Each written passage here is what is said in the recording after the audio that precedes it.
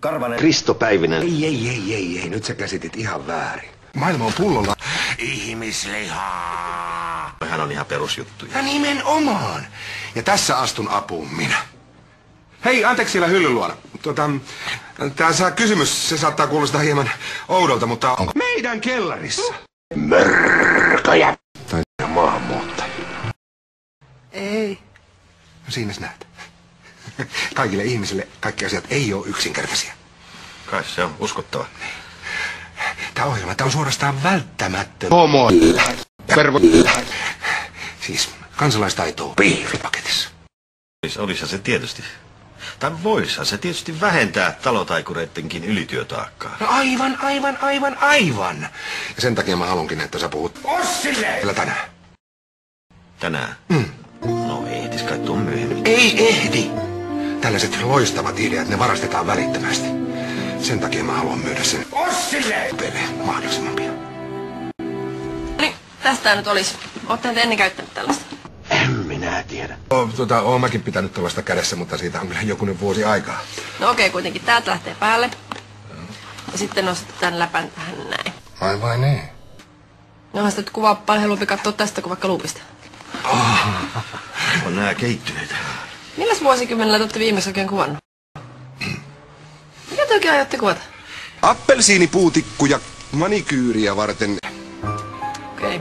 No sen verran mä voin paljastaa, että sä tulet olemaan kyyri. No ihan taatusti. Eiköhän lähetä. Jep!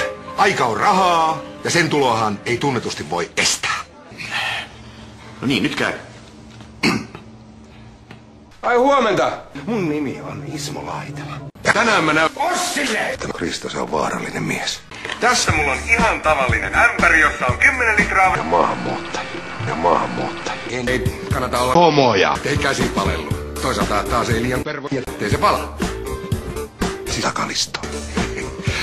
Ja tässä on sisäkumi ja...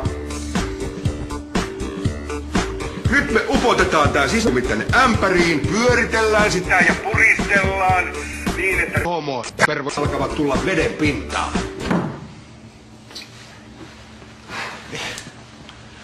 Mitä ihmettä tätä oikein puhutte? Tää peräkamarin poikien musavideo vai?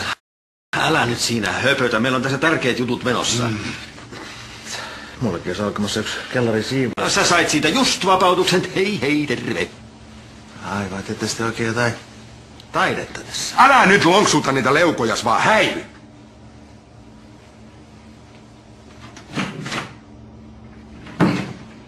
Otetaanko uudestaan?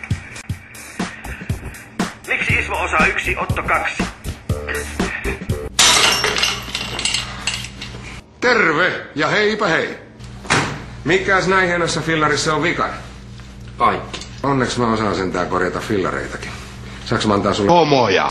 Et. Ja tässä astun apuun minä. Miksi? Tiedoks vaan, Joona on moika tyttöystä. Okei. Asia selvä. Sallikaa minun auttaa. Mä en halua sua apua. Näin. Olla viimeinen kerta, kun sotkeudut mun asioihin. Jos on kerran tän ammatin valinnut, niin kai sen samalla voi tehdä hyvin. Oho.